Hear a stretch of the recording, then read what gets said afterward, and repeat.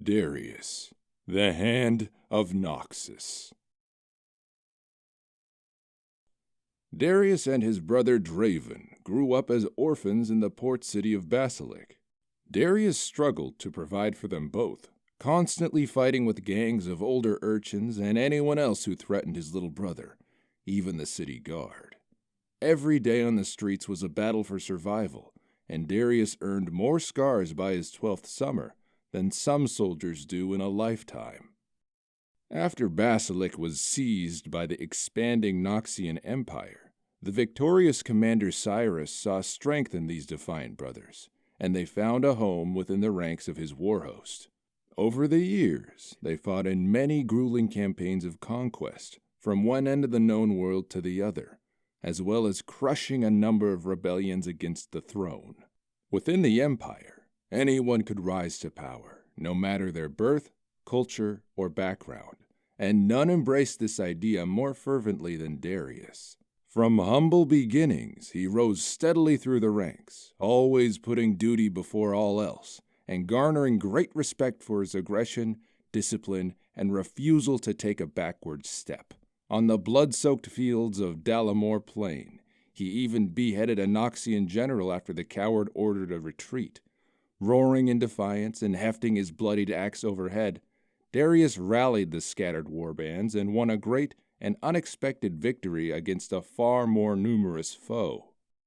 He was rewarded with a senior command of his own, attracting many thousands of eager recruits from across the Empire. Darius turned the majority away, accepting only the strongest, the most disciplined, and iron-willed.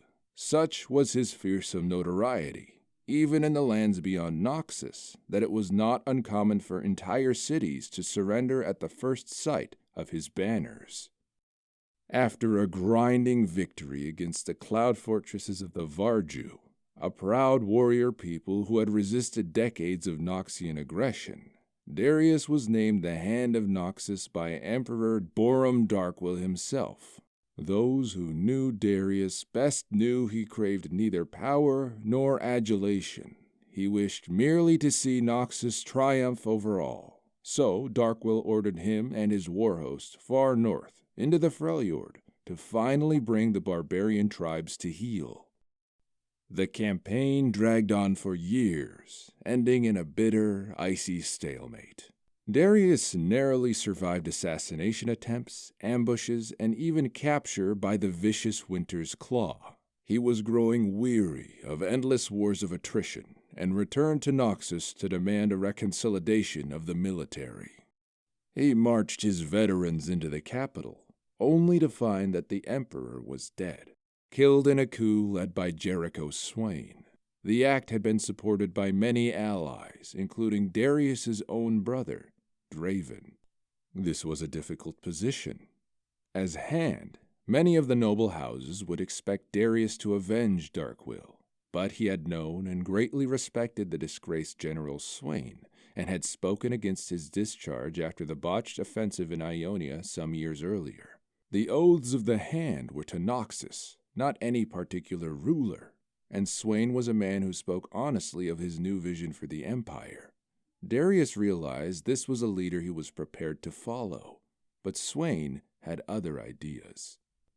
With the establishment of the Triforix, 3 individuals would rule Noxus together, each embodying one principle of strength: vision, might, and guile.